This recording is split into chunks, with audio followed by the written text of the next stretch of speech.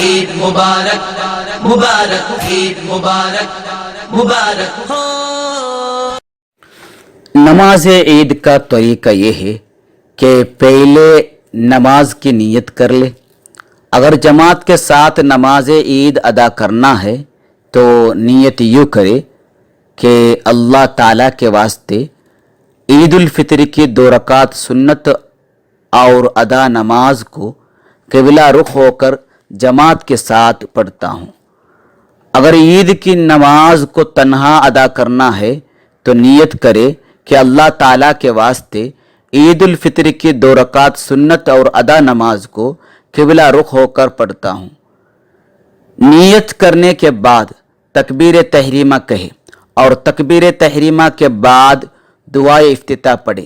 دعائے افتتاح کے بعد 7 تکبیریں یوں کہے کہ ہر تکبیر کے وقت ہاتھوں کو کندھوں تک اٹھائے، پھر سینے کے نیچے باندھے اور ہر 2 تکبیروں کے درمیان یوں تسبیح پڑھے، سبحان اللہ والحمد للہ ولا الہ الا اللہ واللہ اکبر ولا حول ولا قوة الا باللہ العلی العظیم۔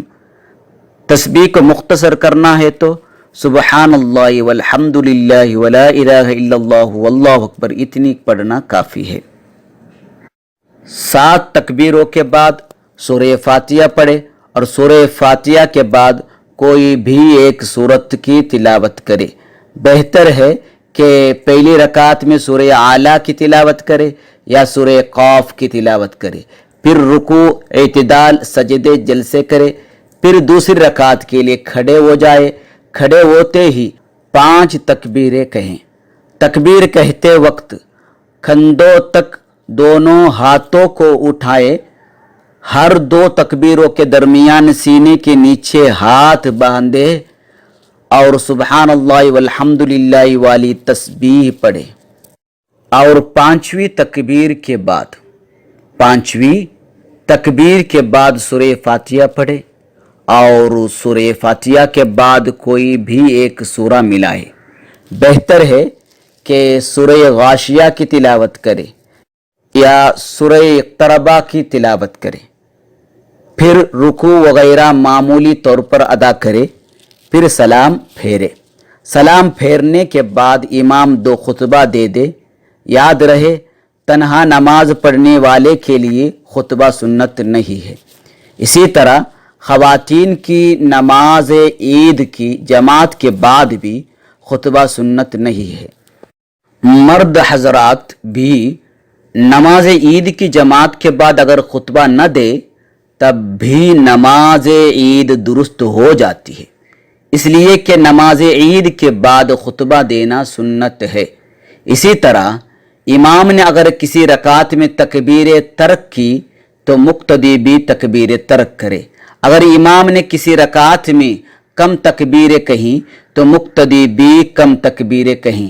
اگر امام نے پہلی رکعت میں صرف 3 ہی تکبیر کہیں تو مقتدی بھی 3 ہی تکبیریں کہیں۔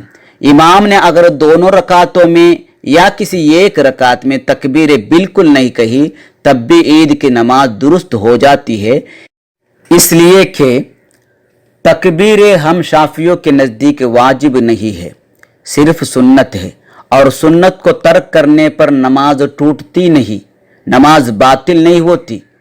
اسی طرح تکبیروں کو ترک کرنے پر سجدے سہو بھی نہیں ہے۔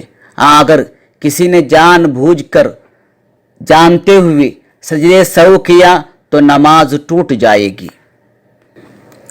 تکبیروں کو بھول جانے پر لعن طعن کرنا بھی گناہ ہے۔ مقتدی کے لیے سنت ہے کہ تکبیروں کو اونچی آواز سے پڑھے۔ نماز عید کے بعد عید کے خطبے میں بھی تکبیر سنت ہے۔ پہلے خطبے میں 9 تکبیریں اور دوسرے خطبے میں 7 تکبیر سنت ہے۔ اسی طرح ہر خطبے میں بیچ بیچ میں تکبیر کہنا بھی سنت ہے۔ یاد رہے عید الفطر کی نماز کے بعد تکبیر کہنا سنت نہیں ہے، عید الاضحیٰ کی نماز کے بعد تکبیر کہنا سنت ہے۔